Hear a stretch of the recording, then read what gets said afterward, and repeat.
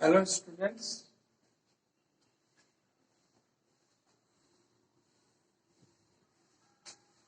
I am just talking about this one, number third questions. It has been highlighted here. Do you think children still play street games? Where do they play them? क्या आप ऐसा सोचते हैं कि अभी भी बच्चे जो है वो स्ट्रीट में खेलते हैं, गेम्स में खेलते हैं, स्ट्रीट में गलियों में खेलते हैं गेम्स को, या when do they play them? Where do they play them? मतलब वो कहाँ खेलते हैं फिर? ये सवाल किया जा रहा है कि अभी भी क्या ये प्रिवेलेंट है हॉप स्कॉच इस टाइप का गेम सब? तो हम लोग देखेंगे आंसर क्या है। Children do play street games. अभी भी बच्चे खेलते हैं स्ट्रीट गेम्स में, ऐसा नहीं कि ये एक याद वाली चीज हो गई है। It's a kind of also the practice in the present scenario, so there is no need to be worry about it. They play these games in open spaces और पार्क्स।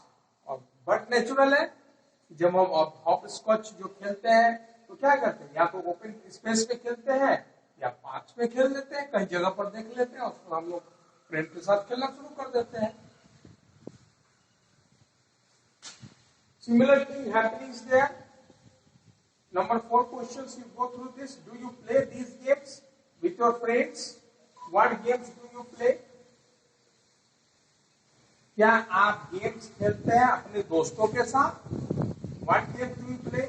अगर खेलते हैं, किस तरह का खेल खेलते हैं? आंसर में दिया है, children should play informal outdoor games with friends because it involves physical activity, it keeps them physically fit, it relaxes the body and builds sportsmanship. बच्चे जो खेलते हैं, तो जो भी गेम्स खेलते हैं तो क्या करते हैं, फिजिकली थोड़ा फिटनेस हो, हमारा माइंड थोड़ा सा रिलैक्स करे ताकि हम अच्छे ढंग से पढ़ सके, आगे का काम कर सके। और this kind of things a very plays a very magnificent role as you see here, isn't it? So it's a very important for us. अब हम लोग आ रहे हैं यहाँ पर एक ग्रामेटिकली कुछ प्रिपरेशन के लिए। हम एक छोटा सा यहाँ पर देखेंगे, fill in the blanks with the appropriate synonyms. Synonyms as you know, समानार्थी शब्द, मिलता जुलता शब्द, उसको हम synonyms कहते हैं। जैसा हम लोग in the previous classes we discussed about what the antonyms, opposite words, that is called antonyms, similar words, that is called synonyms. So this type of things you have been given here. Commonly, normally, these are the words, commonly, normally.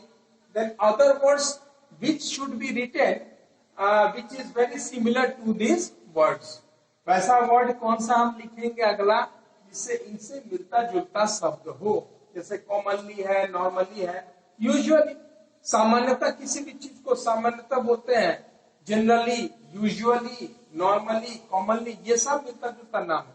और ये synonymous word को भी याद रखने से what are the benefits, you may ask now, आखिर इसका benefit क्या है? क्या सिर्फ हमको रट लेना है? नहीं, हमको याद करना नहीं, इसको यूज भी देखना है, how to utilize them. It is very essential part in written English as well as in spoken English also.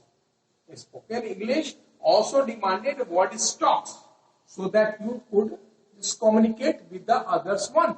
Very well, isn't it? So, commonly, normally, usually.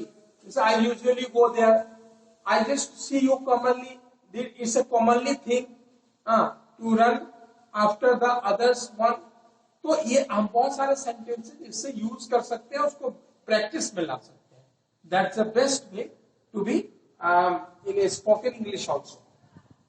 Variations, alternatives और मॉडिफिकेशंस, इसको हम underline कर दिया है। Modifications को यानी variation, परिवर्तन होना, अल्टरनेटिव्स वो भी वेरिएशंस के ही संदर्भ में आता है। मॉडिफिकेशन यानी बदलाव, किसी चीज को मॉडिफाई करना, तो मॉडिफाई कब करते हैं?